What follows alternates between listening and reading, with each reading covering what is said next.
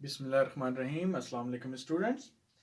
Today we will discuss our chapter number 4, that is work and energy. This is our first lecture student, topic number 1. First we will discuss work, then we move on. Students, work को define करने से पहले मैं थोड़ा सा आप लोगों को डेली रूटीन के बारे में बता देता हूँ कि डेली रूटीन में हम लोग कोई भी काम करते हैं उसे हम लोग वर्क कहते हैं. जैसे फॉर एग्जांपल हम लोगों ने बाजार से सौदा लेकर आना है, ये काम है, वर्क है. कंप्यूटर में कोई काम करना है, ये भी एक काम है, वर्क है. बुक रीडिंग कर रहे हैं, ईच एंड एवरीथिंग हम लोग जो भी करते हैं रोजमर्रा में वो वर्क है. लेकिन फिजिक्स में साइंटिफिक वे में इसे डिफाइन करना थोड़ा सा डिफरेंट है. इजी है लेकिन थोड़ा सा डिफरेंट है. देख लेते हैं.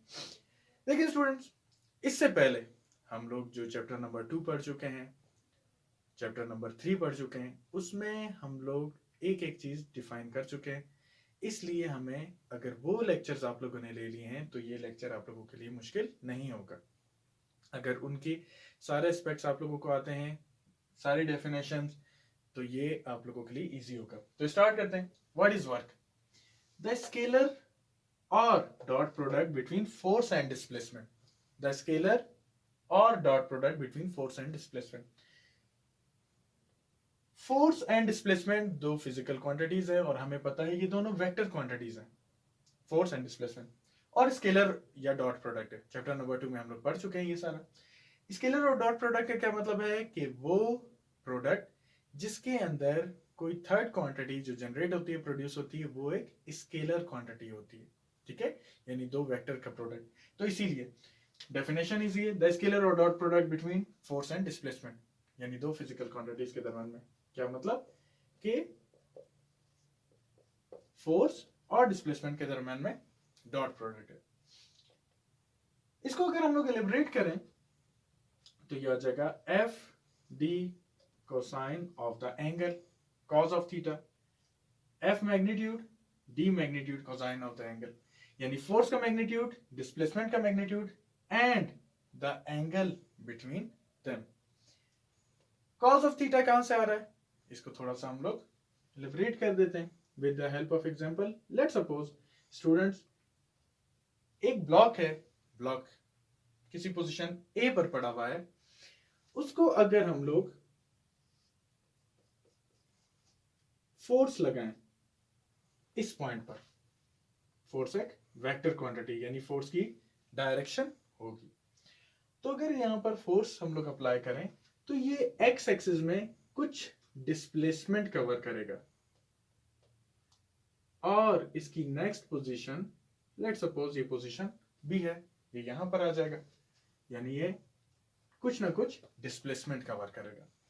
तो फोर्स और डिस्प्लेसमेंट के दरमियान में जो एंगल थीटा होता है उसको हम लोग कोसाइन ऑफ द एंगल से रिप्रेजेंट करते हैं. अब ये कोसाइन ऑफ द एंगल ही क्यों होता है, कोसाइन थीटा ही क्यों होता है, इसको थोड़ा सा यहां पर देख लेते हैं. इसी इमेज को मैं यहां पर क्लियर करके बनाता हूं थोड़ा सा. लेट सपोज ये हमारे पास फोर्स है, ये हमारे पास डिस्प्लेसमेंट वेक्टर है. तो हमने ये देखना है कि फोर्स का वो कौन सा कंपोनेंट है जो डिस्प्लेसमेंट की डायरेक्शन में. इट मींस कि फोर्स जब हम लोग एग्जर्ट करते हैं किसी ब्लॉक पर, अगर हम लोग फोर्स एग्जर्ट कर रहे हैं या उसको खींच रहे हैं, तो वो फोर्स, जाहिर बात है कंपोनेंट्स होते हैं, एक्स कंपोनेंट, वाई कंपोनेंट. तो वो कौन सा कंपोनेंट है जो डिस्प्लेसमेंट की डायरेक्शन में, जो डिस्प्लेसमेंट असल में प्रोड्यूस करवा रहा है. तो यहां पर अगर हम लोग देखें तो ये एफ वाई कंपोनेंट है और ये वाला जो कंपोनेंट है यहां पर ये एफ एक्स कंपोनेंट है. अब अगर हम लोग देखें तो एफ वाई जो है वो रिस्पॉन्सिबल है for the Y axis, but जो ब्लॉक है वो एक्स एक्सिस पर मूव कर रहा है फ्रॉम लेफ्टवर्ड टू राइटवर्ड. तो लेफ्टवर्ड टू राइटवर्ड अगर हम लोग देखें तो direction of F X component is in the direction of displacement. So therefore this is the responsible component. और अगर हम लोग इसको ओपन करें तो ये क्या हो जाएगा, एफ एक्स की जगह cause of theta. Chapter number 2. अगर आप लोगों को इसके अंदर कुछ प्रॉब्लम आ रहा है, रेशियोज या ट्रिग्नोमेट्रिक, इसको हम लोग कहते हैं क्या कहते हैं, resolution of a vector in a rectangular component, तो ये आप फिर चैप्टर नंबर 2 के अंदर देख सकते हैं। तो F cos of theta means displacement का magnitude and F cos of theta which is in the direction of displacement। अब आगे देखते हैं, ये हमारे पास यहां पर इक्वेशन हो गई। नेक्स्ट हम लोग इसका यूनिट डिफाइन कर लेते हैं। What is the unit of work? अगर बाय फार्मूला देखें तो फोर्स का यूनिट न्यूटन, डिस्प्लेसमेंट का यूनिट मीटर, तो इसका यूनिट क्या हो जाएगा? Newton metre, first unit. और वैसे सिस्टम इंटरनेशनल में वर्क का यूनिट क्या है? जूल, जो हमें पता है, दैट इज जूल को डिफाइन कर लेते हैं। What is joule? जूल क्या है? देखिए यहां पर फार्मूला में 1 जूल क्या कितना वर्क होगा? 1 joule is the amount of work when 1 Newton force is applied to the body and the body covers 1 meter displacement। So 1 joule कितना वर्क है बच्चों? कि जब 1 न्यूटन, कितना? 1 न्यूटन फोर्स अप्लाई हो बॉडी के ऊपर, जैसे यहां पर अगर मैं इसके ऊपर 1 न्यूटन फोर्स अप्लाई करूं और वो 1 मीटर डिस्प्लेसमेंट कवर करे, तो हमारे पास वर्क कितना हो जाएगा? 1 जूल। देख लेते हैं इसकी डायमेंशंस। फिजिकल डायमेंशन हमें पता है कि वर्क बराबर होता है F into D, force into displacement. Dimension के लिए हमें पता है कि इसको स्क्वायर ब्रैकेट में लिखना पड़ता है। अब ये देखें, ये फोर्स है, फोर्स का यूनिट क्या होता है? किलोग्राम मीटर पर सेकंड स्क्वायर। तो डायमेंशनली अगर इसको लिखें तो क्या होगा? किलोग्राम के लिए m, मीटर के लिए कैपिटल L और सेकंड्स के लिए T-2। डिस्प्लेसमेंट चूंकि लेंथ है, लेंथ के लिए मीटर, और मीटर क्या होता है? Capital L in a square bracket. तो कंप्लीट डायमेंशंस क्या हो जाएंगी? m l T-2, ये डायमेंशंस हैं फोर्स की, और डिस्प्लेसमेंट की dimension capital L in a square bracket. तो ये कंप्लीट हमारे पास हो जाएगा m l square T-2। So these are the dimensions of work। अच्छा स्टूडेंट्स, अब वीडियो पॉज करके आप इसको नोट कर सकते हैं। आगे चलते हैं, कुछ केसेस हैं वो डिस्कस कर लेते हैं। फर्स्ट केस है पॉजिटिव वर्क।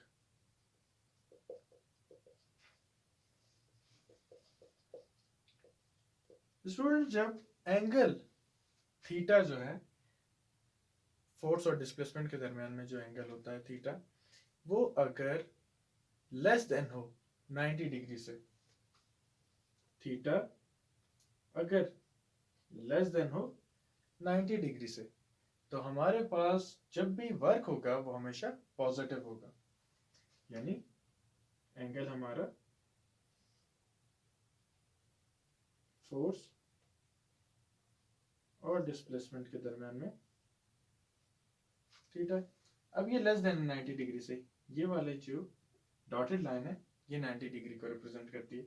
इससे लेस हो, इस एरिया में कहीं भी फोर्स का वेक्टर हो सकता है, या अगर फोर्स का वेक्टर हम लोगों ने यहाँ पर कंसीडर किया तो डिस्प्लेसमेंट का वेक्टर यहाँ पर कहीं पर भी हो सकता है।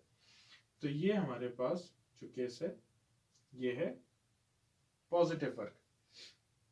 अब अगर मैं पूछूं आप लोगों से कि मैक्सिमम पॉजिटिव वर्क कब होगा, तो हम लोग बता सकते हैं मैक्सिमम पॉजिटिव वर्क, ये जब एंगल थीटा हमारे पास बराबर हो जाए कंप्लीट 0 डिग्री के। अगर कंप्लीट 0 डिग्री होगा तो हमें पता है कि अगर कोई ब्लॉक हम लोग फोर्स अप्लाई करें बिल्कुल एक्स एक्सिस के ऊपर, जिस डायरेक्शन में हमारी डिस्प्लेसमेंट भी हो, तो इस टाइम पर हमें मैक्सिमम वर्क मिलेगा। इसके अलावा अगर हम लोग फोर्स किसी भी एंगल पर लगाएं तो एंगल के चेंज होने के साथ साथ हमारे पास वर्क भी हमें चेंज मिलेगा। यानी 0 डिग्री से जैसे ही अबव हम लोग जाना शुरू हो जाएं तो वर्क की वैल्यू कम होना शुरू हो जाएगी, लेकिन 90 पर पहुंचते ही वर्क की वैल्यू 0 हो जाएगी। तो ये हमारे पास पॉजिटिव वर्क की एग्जांपल है। अभी देख लेते हैं case number 2, that is 0 work.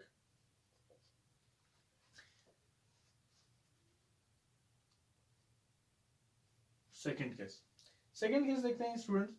अगर हमारे पास if angle theta becomes equal to 90 degree, अगर एंगल थीटा 90 डिग्री के इक्वल हो जाए, यानी फोर्स वेक्टर और डिस्प्लेसमेंट वेक्टर दोनों के दरम्यान में एंगल क्या हो जाए 90 डिग्री, तो हमारे पास वर्क की वैल्यू क्या हो जाएगी 0 हो जाएगी।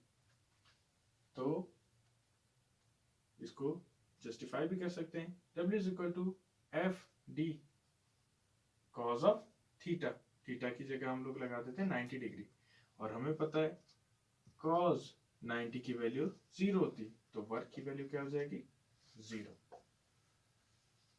अच्छा स्टूडेंट्स, यहां पर देखें कि इसकी एग्जांपल हम लोग क्या ले सकते हैं। फॉर एग्जांपल अगर हम लोग बाल्टी उठा के चलना शुरू कर दें, बाल्टी उठाई हुई हम लोगों ने और हम लोग बकेट्स जो होती हैं पानी की भरी हुई हम लोग चलना शुरू कर दें, तो होगा क्या कि फोर्स हम लोगों ने ऊपर की तरफ लगाई हुई है अगेंस्ट द ग्रेविटी, और डिस्प्लेसमेंट हम लोग राइट वर्ड या लेफ्ट वर्ड कवर करें, तो उस टाइम वर्क हमारे पास क्या होता है 90 डिग्री। तो यानी जितनी भी बाल्टियां हम लोग उठा के सफर करते जाएं, वर्क की वैल्यू हमारे पास 0 ही रहेगी। लेकिन याद रखें कि जिस टाइम तक हम लोग बाल्टी जमीन से ऊपर की तरफ उठा रहे हैं, तो देखें बाल्टी की डायरेक्शन और हमारी फोर्स की डायरेक्शन दोनों क्या है, बिल्कुल सेम है या 0 डिग्री पर है, तो उस टाइम तक हमारे पास वर्क हो रहा है। लेकिन जब बाल्टी उठाकर हम लोग चलना शुरू कर दें, तो इसका मतलब कोई भी वर्क नहीं हो रहा। तो ये हम लोगों के पास एग्जांपल थी सेकंड केस की, जिसमें एंगल क्या होगा हमारे पास दोनों डिस्प्लेसमेंट और फोर्स के दरम्यान में 90 डिग्री। अब चलते हैं केस 3 की तरफ। केस 3 में स्टूडेंट हमारे पास आ जाता है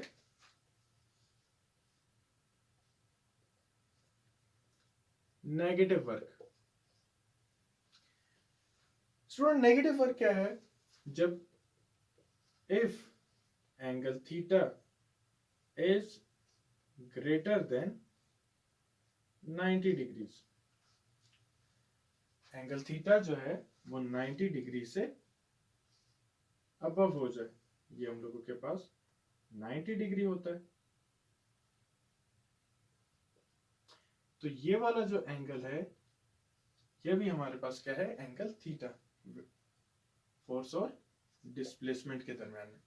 अब अगर हम लोग देखें तो फोर्स और डिस्प्लेसमेंट के दरम्यान में एंगल जो है 90 डिग्री से एक्सीड कर रहा है, तो इस टाइम जो वर्क हमारे पास होगा वो नेगेटिव वर्क होगा।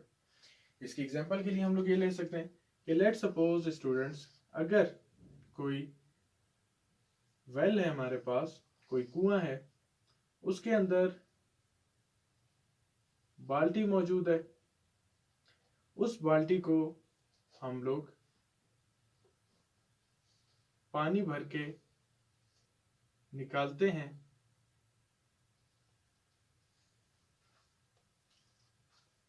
किसी पुल्ली की मदद से रस्सी को हम लोग एक एंड को बाल्टी से बांध देते हैं और दूसरा एंड हम लोग अपने हाथ में पकड़ लेते हैं। तो अब अगर मैं फोर्स यहाँ पर इस डायरेक्शन में लगाऊंगा डाउनवर्ड डायरेक्शन में, तो ये बाल्टी अपवर्ड डायरेक्शन में मूव करेगी, डिस्प्लेसमेंट हमारे पास अपवर्ड डायरेक्शन में होगी, तो इस टाइम जो वर्क होगा हमारे पास, अगर हम लोग देखें तो डिस्प्लेसमेंट की डायरेक्शन ये है, फोर्स की डायरेक्शन ये है, इन दोनों के दरमियान में एंगल जो है वो 180 डिग्री है, यानी 90 से अबव है। तो इसकी वैल्यू अगर हम लोग प्लेस कर दें, W is equal to F into D cos of 180 degree. तो कॉज ऑफ 180 की डिग्री, कॉज ऑफ 180 डिग्री की वैल्यू हम लोग फाइंड कर सकते हैं, दैट इज -1। और -1 अगर हम लोग यहाँ पर प्लेस कर दे तो W बराबर हो जाएगा -FD। तो ये हमारे पास स्टूडेंट्स हो जाएगा नेगेटिव वर्क। तो आज के लिए स्टूडेंट्स इतना ही। नेक्स्ट लेक्चर में हम लोग फोर्स, कांस्टेंट फोर्स और वेरिएबल फोर्स के बारे में डिस्कस करेंगे कि उनसे वर्क कैसे प्रोड्यूस होता है। आई होप कि आप लोगों को वीडियो पसंद आई होगी। कोई सवाल अगर आप लोगों का रह जाता है तो आप लोग कमेंट सेक्शन में मुझे बता सकते हैं। इसके अलावा अगर कोई क्वेश्चन आप लोगों ने पूछना है तो आप लोग पूछ सकते हैं। अपना ख्याल रखिएगा। Thank you. Allah Hafiz.